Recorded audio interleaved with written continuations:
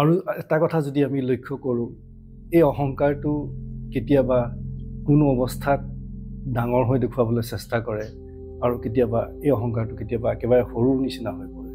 এই অহংকাৰটো নিজৰ কোনো পৰিচয় নাই আৰু ইয়াৰ উৎপত্তিস্থলেই হৈছে অস্থিৰতা।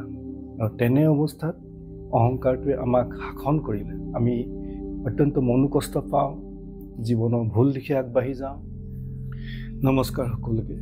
আজিৰ বিষয়বস্তু হৈছে অহংকাৰ। অহংকাৰৰ উৎপত্তি ক'ৰ পৰা হয় আৰু অহংকাৰ আমি কেনেকৈ নাশ কৰিব পাৰোঁ।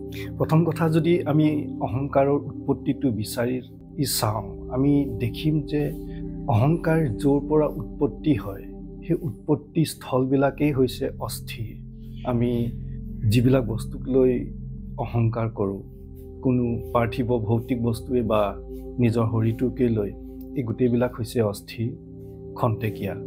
আৰু তেনেকুৱা অস্থিৰ আৰু খন্তেকীয়া বস্তুৰ পৰা উৎপত্তি হোৱা এটা বস্তুৱে, যিটো হৈছে অহংকাৰ, সেই বস্তুটোৱে মানুহৰ মনটো অস্থিৰ কৰি তোলে আৰু অস্থিৰ হৈ থকাৰ কাৰণে অত্যন্ত দুখ কষ্ট পায়। এনেকুৱা অজ্ঞানতাই বহু ক্ষেত্ৰত প্ৰতিদ্বন্দ্বিতাৰ সৃষ্টি কৰে, যি প্ৰতিদ্বন্দ্বিতাৰ কোনো অন্ত নাই।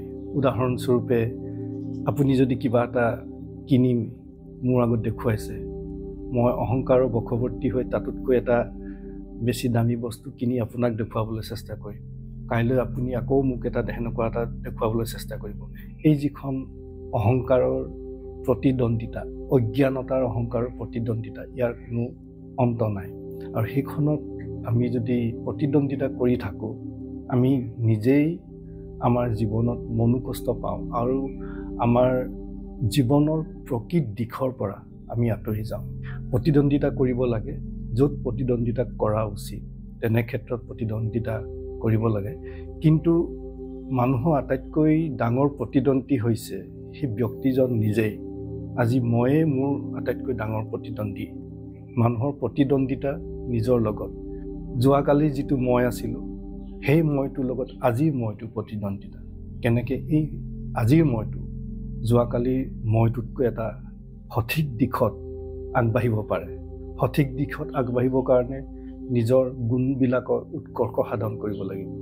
অহংকাৰটোৱে আমাক শাসন কৰিলে আমাৰ নিজৰ প্ৰকৃত দিশে আমি আগবঢ়াত ই আমাৰ বাধা হৈ পৰে আৰু আমাৰ যিবিলাক প্ৰকৃত কৰ্ম, যি কাৰ্যত আমি কৰিব লগা হয়, সেই কাৰ্যৰ পৰা আমাক আঁতৰাই লৈ যায়।